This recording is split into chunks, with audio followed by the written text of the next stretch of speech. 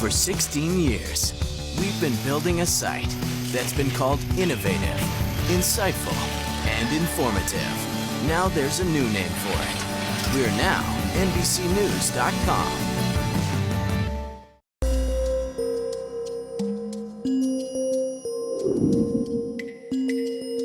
I'm sitting across from a man who may be telling me a true story, who may also be living with the knowledge that he hit his wife on the head and strangled her and put her in the river, and that's where she died, and you have to live with that secret for the rest of your life. Fortunately, I don't have to live with that. That I don't have to live with. What Dale Bruner would have to live with would depend on the outcome of his trial, of course, and whether or not prosecutor Mark Hurlburt could persuade the jury, without the benefit of physical evidence, that Dale killed the love of his life in a fit of blind rage. I think Dale Bruner strangles her, believes that she is dead, takes her to the river and dumps her in the river. So, what did happen on the night of the murder? The prosecutor called a child to start the story. Dale and Stephanie's eldest daughter, the girl who walked into her parents' bedroom around 9 p.m.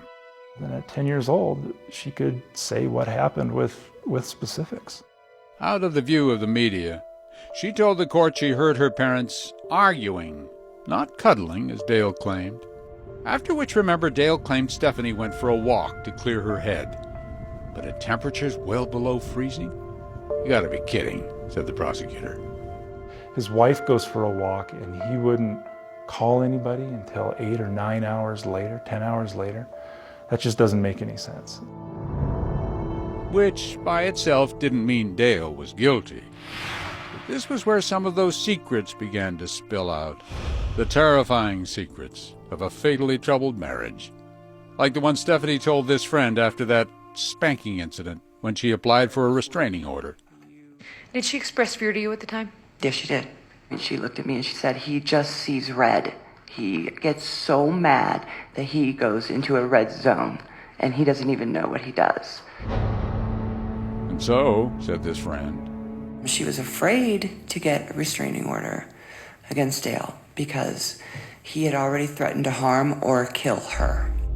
That threat from Dale was years earlier, but Stephanie had never forgotten how terrified she was. She told the story to her friend Jennifer just before the murder.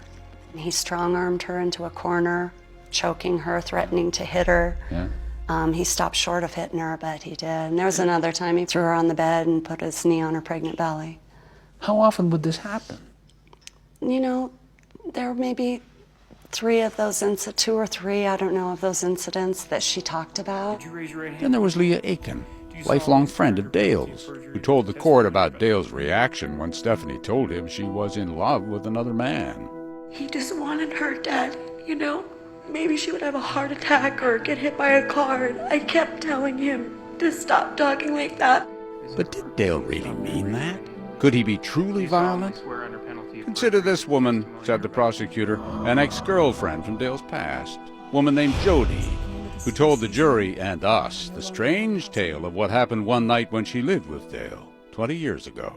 He hadn't come home for dinner one night and had said he would be home. You called him on it? He came home, we argued about it, and he became very angry, yelling at me. He pushed me down onto the floor and put his hands around my neck and said, "If you ever say or do that again, I'll kill you." He had a look on his face that I'd never seen or recognized before. I was the most scared I've ever been in my life. And even though that was a long time ago, said the prosecutor, it told a terrible tale, which, sadly, is as old as time. Dale, he said, was a man sometimes overcome by rage, and his M.O. was to go for the throat. She was strangled so hard, at such force, that it broke a bone in her neck. And then the prosecutor introduced his bombshell. Stephanie herself, on tape. 6 weeks before her murder, Stephanie begged a judge for that restraining order.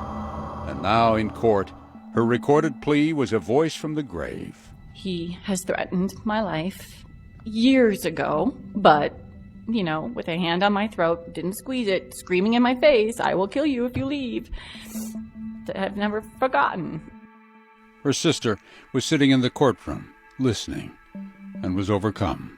And that was when we lost it, because it was feelings of, oh my God, and she was crying.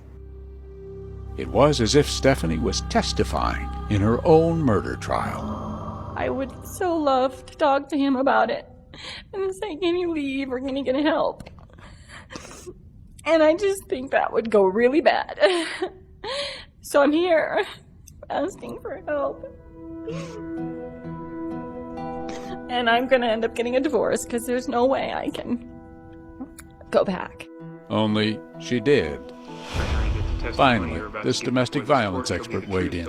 When a victim is attempting to leave a relationship or has left a relationship, it is by far the most dangerous time for a victim. But what was the trigger that, according to the prosecution, set Dale off? The answer, he said, may lie in an unfinished email Stephanie was writing to the other man, Ron, just before she was murdered. And though Dale denied he knew what she was doing, I honestly didn't know. I had no idea. the prosecutor said Dale must have seen her writing it. An email begging Ron for another meeting because she couldn't accept the idea that her new love was leaving her. I think Dale Bruner got angry at that and hit her with something. Then he strangles her, believes that she is dead. She's probably unconscious at that point, but she is not dead. Takes her to the river and dumps her in the river.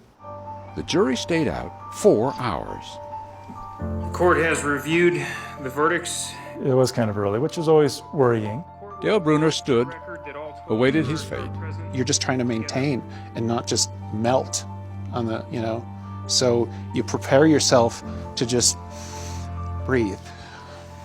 Just breathe. And then, there it was. We, the jury, find the defendant, Dale Bruner, guilty of murder in the second degree. Dale Bruner was taken away in handcuffs and later was sentenced to 112 years in prison.